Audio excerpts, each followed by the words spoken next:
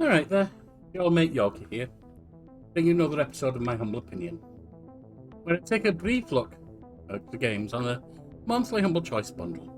See if there's anything there that interests me in going further than just an extremely short Let's Try. This is Encased, a sci-fi post-apocalyptic RPG. I like RPGs. Here's one I got my eye on to see if it's any good. We'll go with medium first. Starting the game. 1971. We woke up in a different world, where the Cold War ended along with the Vietnam carnage. All because of the Dome. The Dome. A territory full of anomalous artifacts, phenomena, and organisms. We still don't know what it is. An alien city? Some kind of a testing ground or storage? Whatever it is, no living thing trapped under the dome can escape it. Yet even this did not stop the research. The major powers created the Cronus Mega Corporation to develop and explore the dome. Its secrets became a lucrative business. The Spires station was built on top of the dome to export the artifacts and import supplies and personnel. The city of Crystal Sands grew at the foot of the dome, eventually becoming a major transportation hub. All this required thousands of employees, and there was no shortage of candidates. Romantics, pragmatists, and adventurers of all trades swarmed recruiting centers around the globe, seeking jobs at Cronus. You were one of those people. In 1976, your application was approved, and you went under the dome towards the future.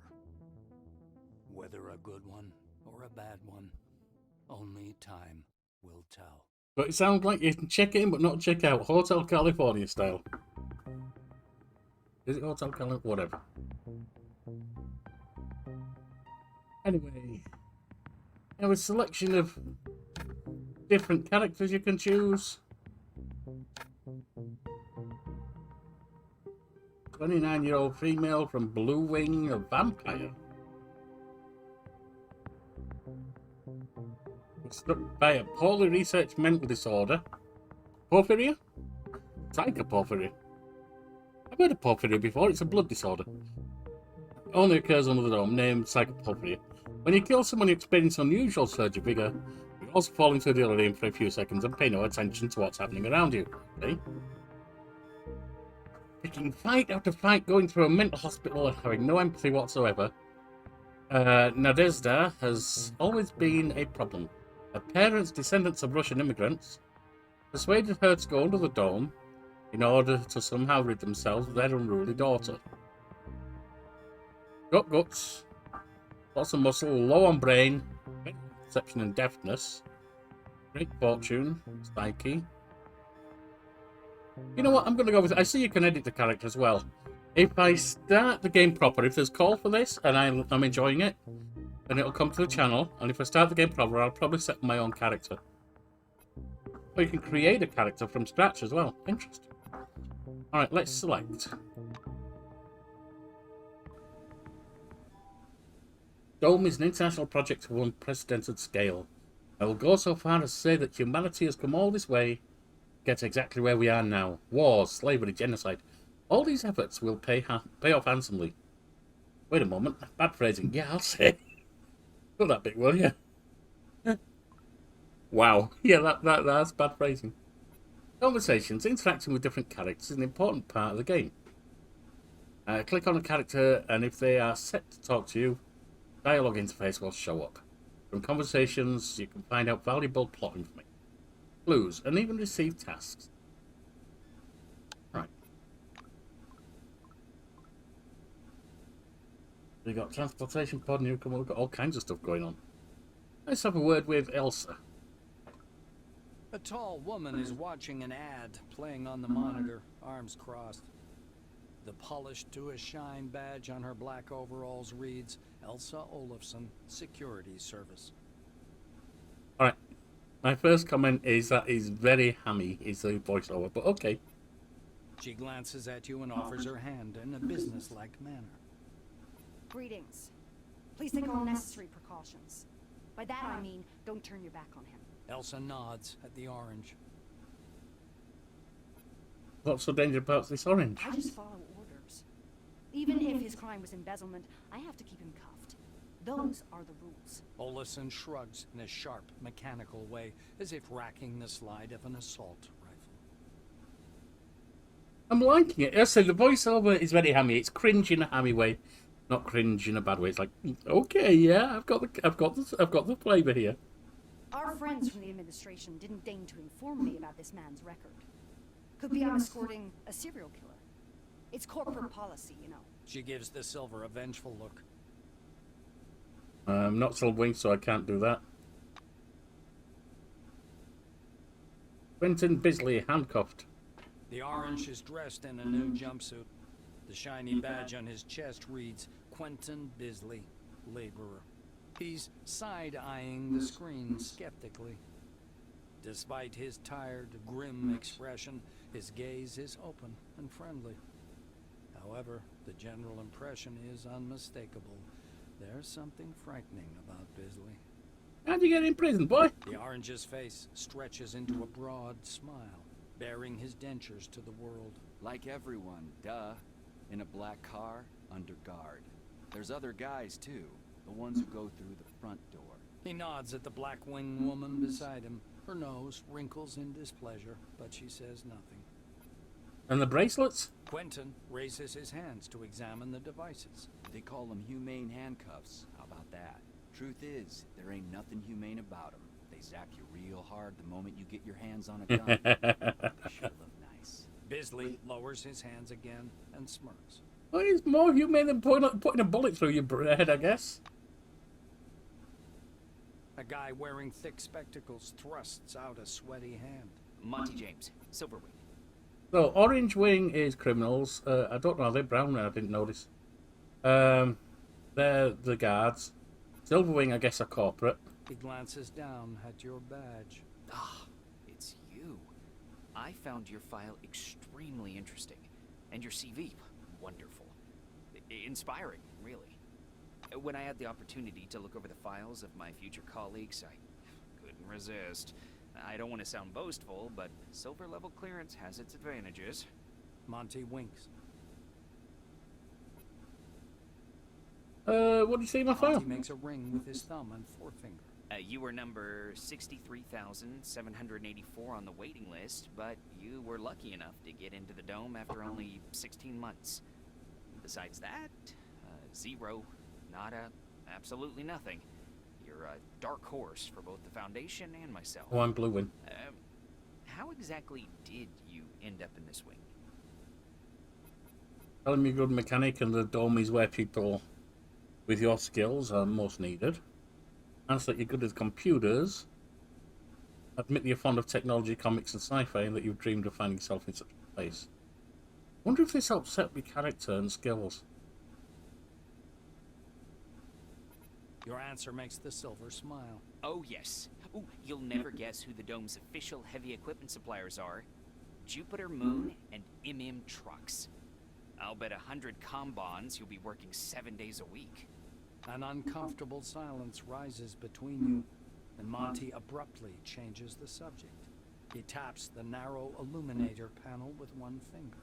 Look, there's a storm rising. The lightning is strange. Green. Should lightning be green? Probably not.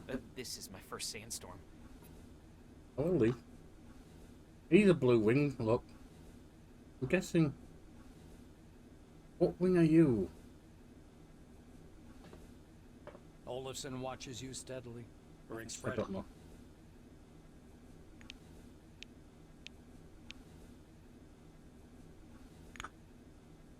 We don't know anything about them. I'm not going to pickpocket or attack them.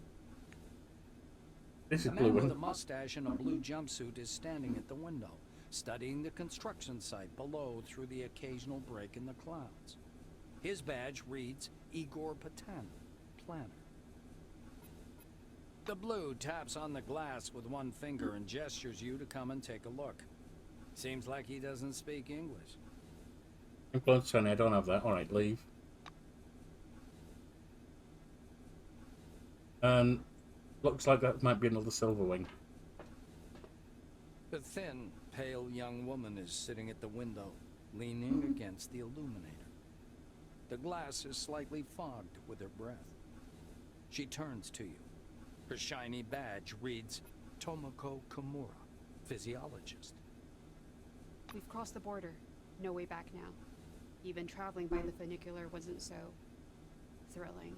The white presses small hands to her blushing cheeks. You were thinking, why have no children been born under the dome? I've got a working hypothesis, but I'm not ready to share it yet. She says softly, as if answering a question you didn't ask.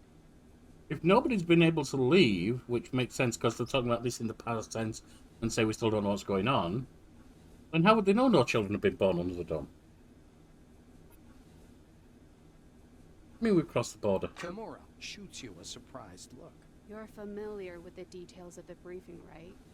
To put it simply, the dome is a selectively permeable environment. Oh, okay. The white draws an invisible hemisphere in the Oh, air. they're white, not silver. Inorganic objects may exit the dome without difficulty, but any living creature dies if transported back to the outside world. That's why we're all stuck here for an indefinite I was right, you can check in but not check out. Why are things happening that way? Kimura is eyeing the dome's mesh, glittering in the sunlight. Supposedly, it's something to do with the atmospheric composition, but it's a weak theory. The difference of the air within the dome is so insignificant as to fall within the margin of error. Or to put it more simply, there is no difference. She shoots a quick glance at the silver and lowers her voice. I heard a rumor, or a conspiracy theory, that we can leave the dome at any time. We've simply been told we can't. If you ever decide to test this hypothesis, don't forget to leave me something. Alright, I like the humour on that. Now you've got your various, okay. Built-in monitor, we can use them. Portal door. But it looks like blue wing, like us are mechanically inclined. Not sure if that's orange or red or brown guards. Orange criminals. Silver, probably corporate. And white intellectuals. Yes. Rona's Foundation presents gleaming, futuristic, state-of-the-art cities straight from the pages of science fiction. Well-paid, safe employment, career advancement opportunities, and a well-balanced social safety net. Novel and intellectually stimulating work in state-of-the-art laboratories. We're thrilled to welcome you to the Dome. Please hold on to the handrail and prepare for landing.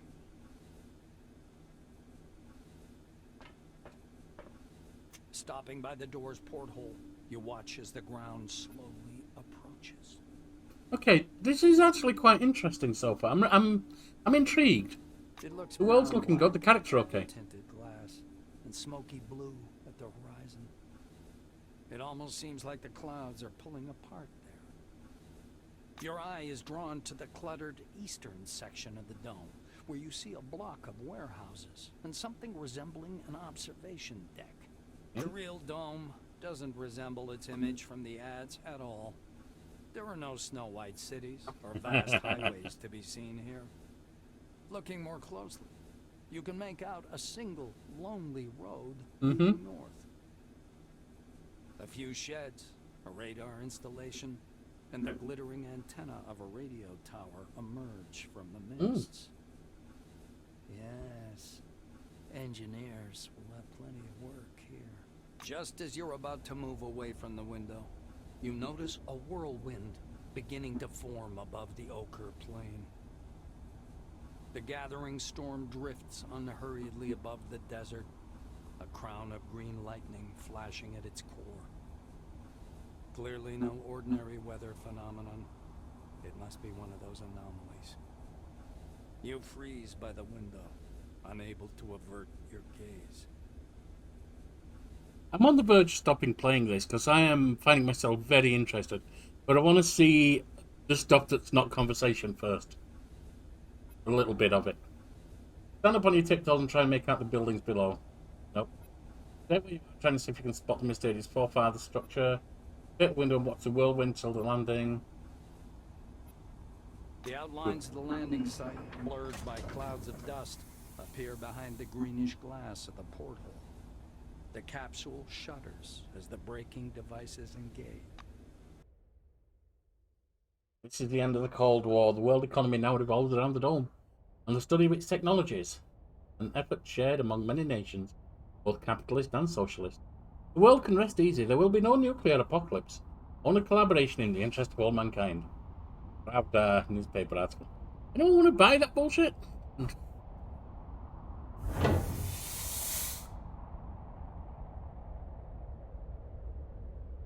Quest. There's a quest log. This J seems to be for mechanical stuff. Oh, for quest log maybe? Data reputation map dome. Pinned quest. Welcome to New Concord. Newcomer to Concord. Oh, that's, yeah. Your story. Alright. Right, so. Whoop. Open. And you can rotate, that's good.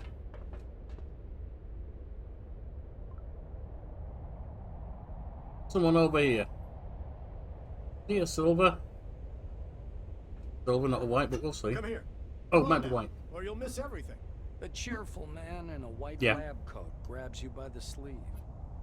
A badge reading Ludovico Nuzzi, scientific analyst, export department, dangles loosely on his clean uniform, which still smells pungently of washing powder.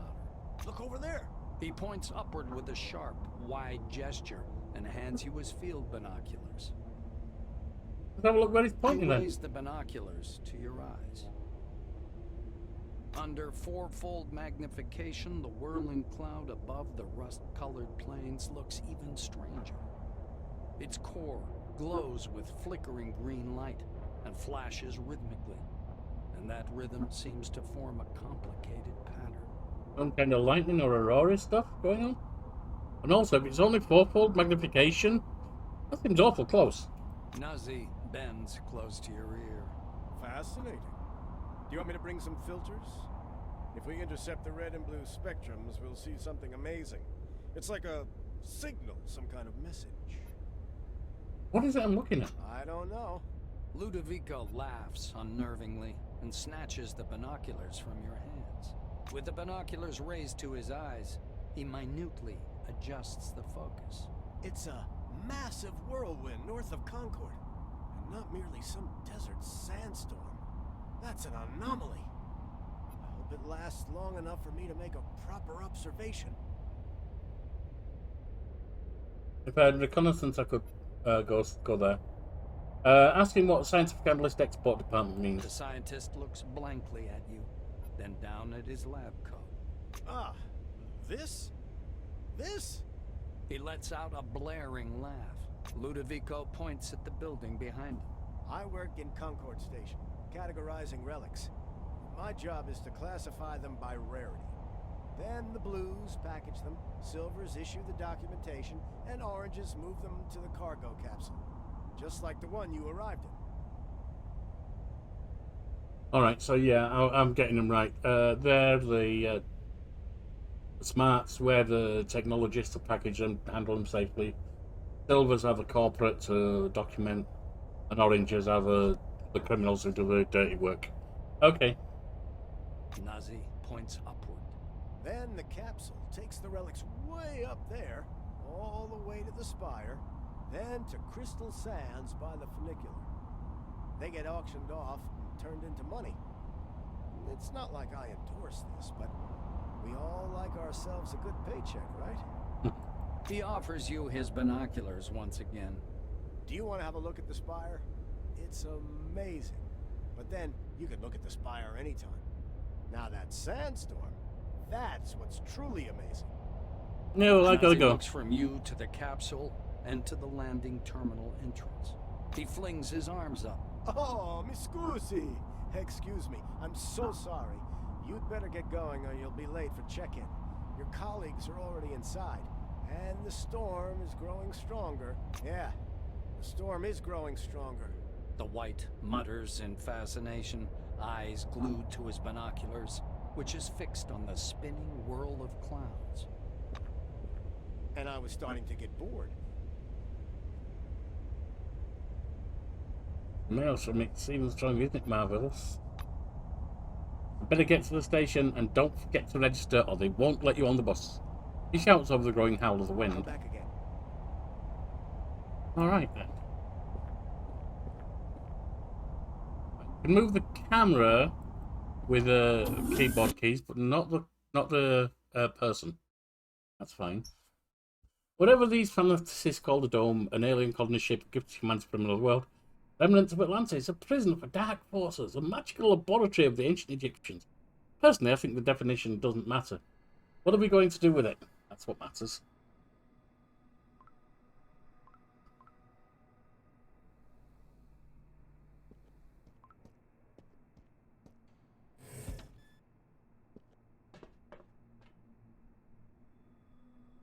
The young Blue is closely studying a communication schematic in his Ceres. A bundle of wires is hanging from an open fuse box nearby. He smells strongly of cheap cigarettes. The shiny badge says Tiyun Yun. I'm probably mispronouncing that, I'm sorry. Communications engineer. I'm all ears. Attention, attention. Please handle relics. He looks away from his screen, offering your hand. Hello, can I help you? What are you doing? Taps lightly on the screen. I'm trying to calculate the optimal route for telecommunication cables. These cables connect the entire dome. Here at Concord, they form a hub and run up to the spire. Yun's face turns very serious. This cable is the only thing connecting the dome to civilization. And if it happens to break... The engineer looks at you meaningfully.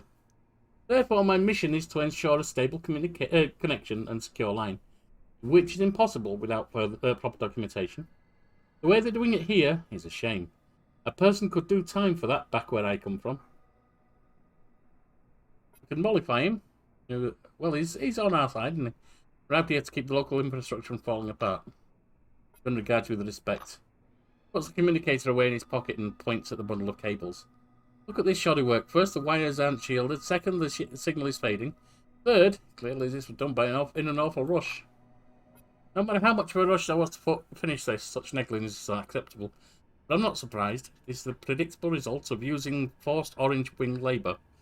Do you have any questions for me? He unpicks his collar. What do you think about Concord? Gun tugs at the blue collar, putting into his neck. The idea itself is impressive, but the execution suffered from some failures. It's obvious the capitalist system is obsolete and cannot support such grand-scale projects. Yeah, because socialists and capitalists are getting along so well. They've learned everything you need. Gun bids you farewell with a firm handshake. Thank you for understanding. Not used to getting distracted and sloppy, especially on such an important issue. He returns to calculations on his Sarah screen. Alright, so... That's the drinks machine. We can buy stuff out of there. There's Monty James here. Silverwing wearing thick, glittering spectacles. He's sitting on an orange couch, nervously fingering his badge, which reads Monty James. A large suitcase rests at his feet. The leaflet about the dome perched on top. Oh, hello there. Alright, you. How do you like it inside the dome? I have no idea. I've just got here. Monty stares moodily down at his suitcase. My first impression is unfortunately not very positive. They forgot to add my name to the new recruits manifest. Can you imagine? You want me to register you at the table? At the terminal, rather?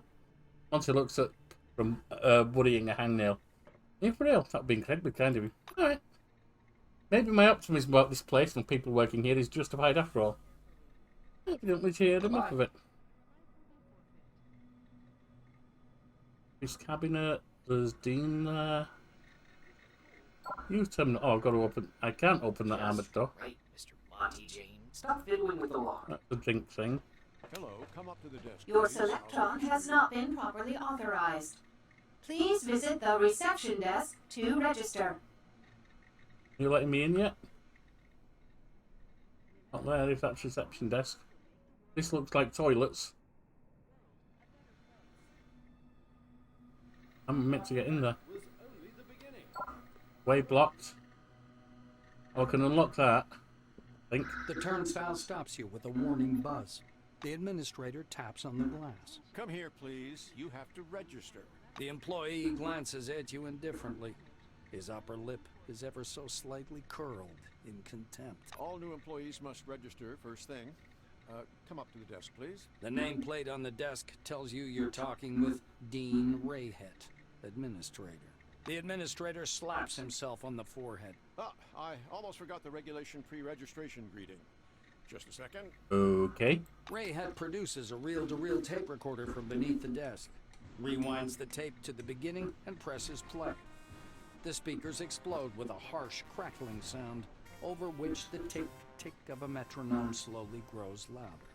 Solemn music begins to play, and the administrator's face takes on a serious expression. Dear employee, on behalf of the Cronus Foundation, I, Administrator Dean Rayhet, welcome you to your new life under the dome.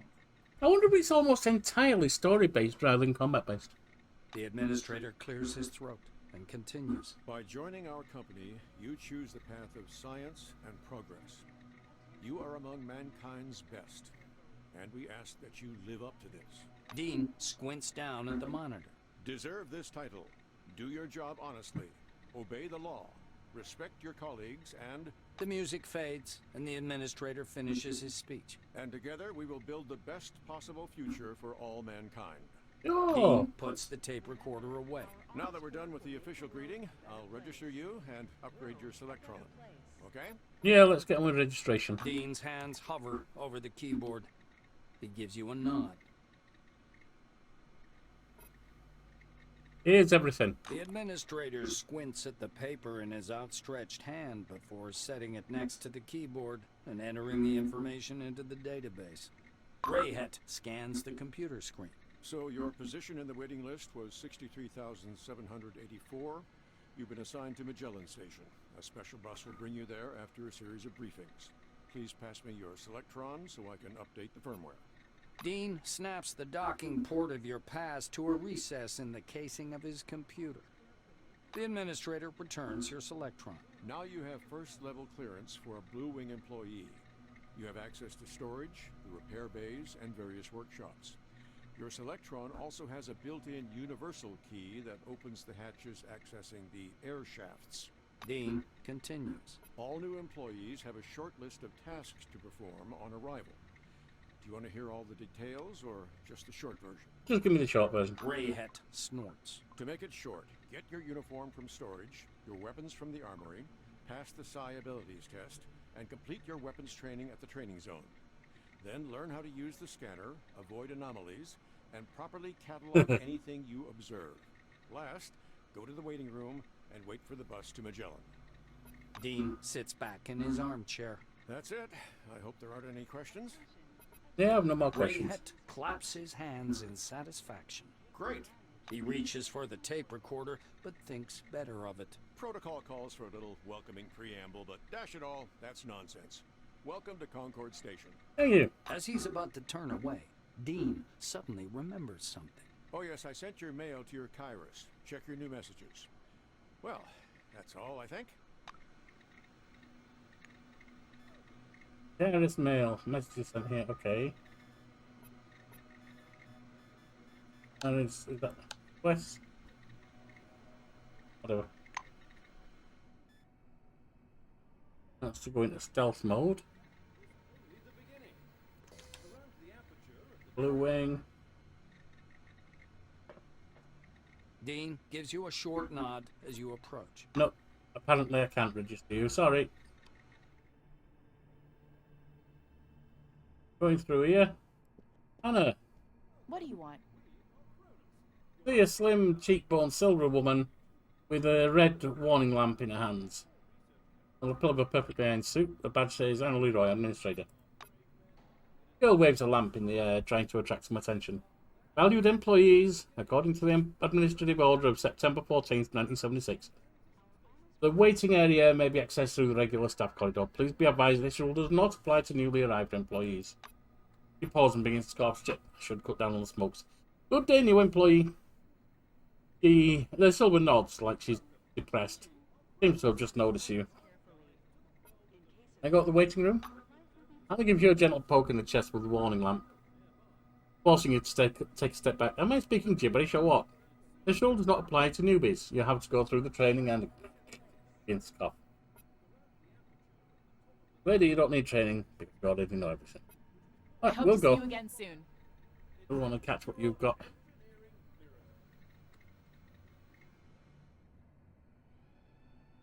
Right. Sydney. Behind the storage counter, you see a small, neat guy. His gingery hair shines with something like You're the storekeeper. Oh, what a lovely angel. Came down from the heavens. Good morning, my lady. Is it something urgent? By the way, my name's Sydney. My friends call me Sid, though I prefer a different name. Want me to whisper it to you? He smiles languidly, leaning on his elbows against the counter. The effect is more laugh-inducing than playful. I can bribe them, okay? Never taking his gaze off you, he reaches under the counter, loses his balance, and clips his chin on the desktop as he falls down. A full minute later, he reappears, grimly rubbing his jaw with a thick logbook. He thumbs through it for a long period, squinting nearsightedly. Eventually, he gives up the struggle and reluctantly puts on his glass. The silver finally stops and pins down a particular page with his finger. This is your first uniform requisition, right? You can also purchase any equipment you need for the desert directly from me. Just give me my equipment. Maynard smiles at you over his glasses, practically stripping you naked with his gaze. Your voice is enchanting, my lady. I could listen to it forever. Right now, you need to listen to me. I am going to give you some instructions. These are the rules. Yeah, I don't really care. Just give me my stuff. The silver disappears into the back for a while and returns with a small package. Unfolding the package, Maynard shows you a brand spanking new uniform. Sydney half unfolds the clothes. A jacket, high boots, and turnip pants with patch pockets. The technician's uniform screams function over fashion. Parts of the uniform are rubberized to protect you while working with electricity. He raises a finger. One more important thing. In accordance with Order 16-225, helmets and gloves are not issued, but they're available for purchase from me. Please bear in mind that a full set includes headgear or a mask, jacket, trousers, gloves, and boots. Sydney hands you the package. Here's your uniform. Yeah, I don't think I have any money yet. So. With his gaze.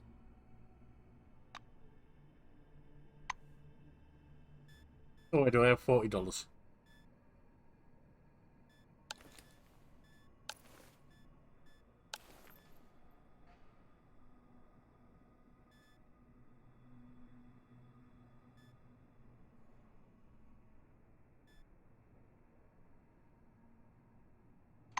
All right.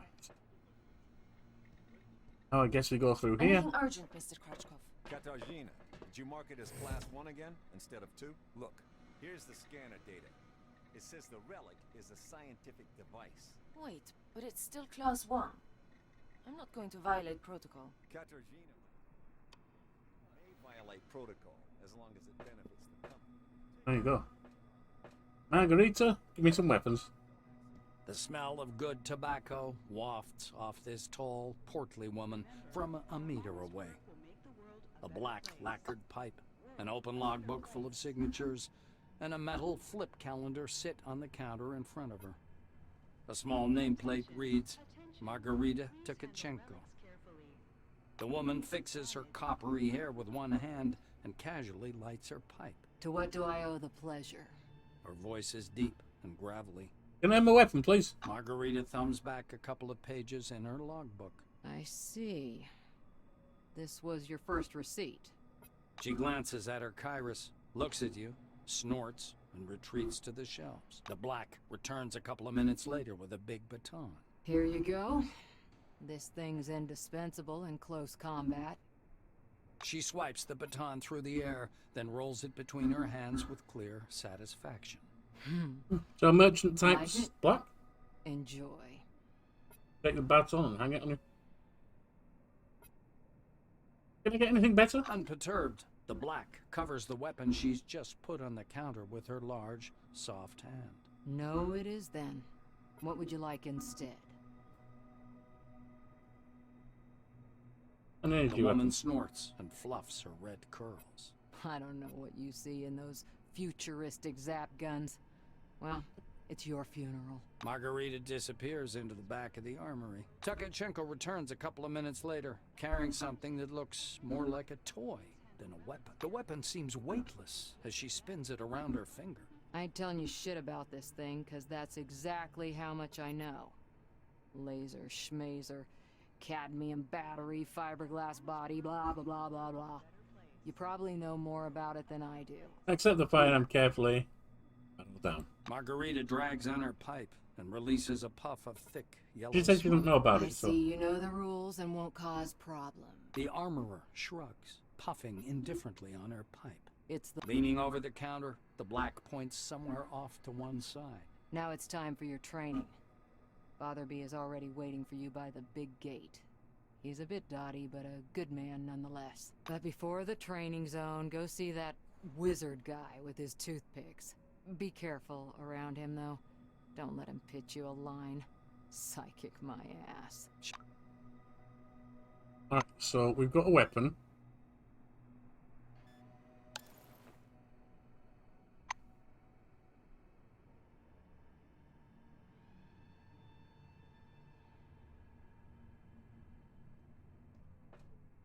I'll complain to the Silvers about... An engineer in a bright blue jacket is tinkering with the door lock, cursing under his breath non-stop. Blowing a curly strand of hair off his forehead, he turns to you. You're a newcomer, right? It's a straight-up open house here today. He offers you his hand. According to his badge, this is Maxim Penkovsky, technician. The technician slaps the door with one hand. You have to wait until I'm done. Some orange jammed up the lock with chewing gum just for a laugh. They're like animals, those oranges, marking their territory. If you ask me, they're too gracious about those bastards in Crystal Sands. Can you open the door? Penkovsky grunts angrily. I wish I could.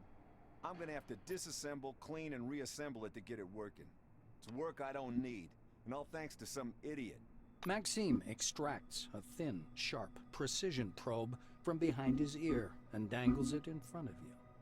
Though there's another way. You want to learn something about picking locks? It's a useful skill in all sorts of situations. He looks at you expectantly. Oh, teach me. The blues getting excited. All right, looky here. Penkovsky presses his pick lock, and an odd device resembling a hybrid of a screwdriver and a can opener into your hand. Using a mechanical pick lock is easy peasy. No special skill required. They wear out after a few locks. While the old-fashioned kind is another thing entirely. Cheap, one use. But one has to know how to use it right. That's a tool for a master.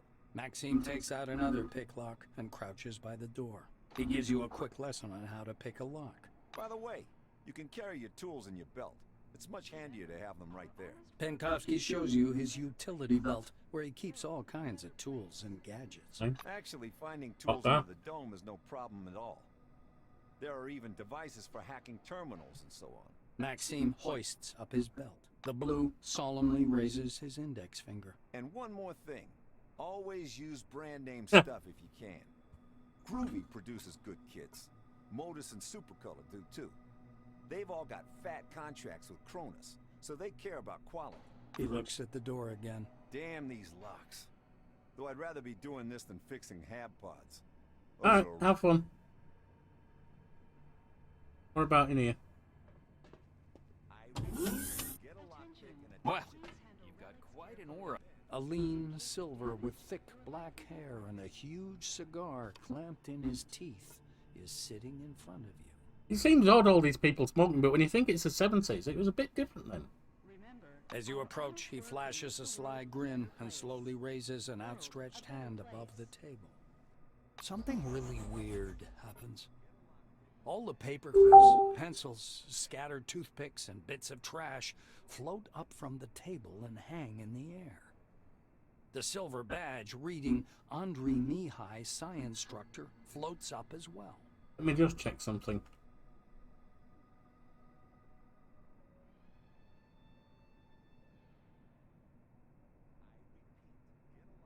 I had a ping. I'm going to take a quick break. Alright, I'm back, but I'm going to have to go help my dear lady wife for a little bit. So I'm going to wind up here, because it's going to take a while to get to any action. Let's just finish with this guy. Something really weird happens. All the paper clips, pencils, scattered out. Feel that I have skills as well. You thrust your hand forward, and your outspread fingers emit barely visible sparks of energy. Pencils, paper clips, toothpicks, and pistachio shells dance chaotically in the air. The silver sticks out his lower lip as if to say, not bad, and gives you a thumbs up. The objects clatter back onto the table. Here for the briefing, huh? Shall we get to it? He takes the cigar out of his mouth and exhales a lush cloud of smoke. Psionics appears to be anything but easy. The silver grabs you with his other hand. Wait. Leaving already? You have to receive the briefing. That's the rule, huh? I'll return later. Alright. Now, that's where I'm going to end it. I like the look of this game. A lot of story, but I'm fine with it. I like an Odyssey tale. If you want to see more, let me know. There's a chance I might bring it anyway. Let me go over. Graphics for this kind of game, I'll give them an 8. They do what they need. They're stylized of the stuff, but it works nice. The atmospheric sounds are good. I'll give them an 8 so far. Music isn't really there per se, so I can ignore that. Characters are interesting to me. I'll give them a 7.5 to 8. The world itself, I want to know more. I'm giving 8.5 to 9. I can't really comment on the controls yet because we're only in the story part, so I can't comment on that. Alright. Is it worth $1.50? Absolutely. Is it worth $12? Yep, I've got that, no problem. I think it's full price sells about $30. But it covers a humble bundle for me. I count this as a win-ish so far. Will it come to the channel because I just want it to? There's a chance it might do, because I'm looking for a space filler. Will it come to the channel if you want it to? Yeah, definitely. So overall, I like this. I think this is a good game for Humble Bundle. I don't know how it's going to go long term. This is just a very brief let's try. What I'll probably do once I've played through the next couple is choose those that I have liked on Humble. So far, this and Tribes of Midgard, and put a vote up to see what people are most interested in. Just leave it a couple of days and see what gets instant responses. So, see you next time. Bye now.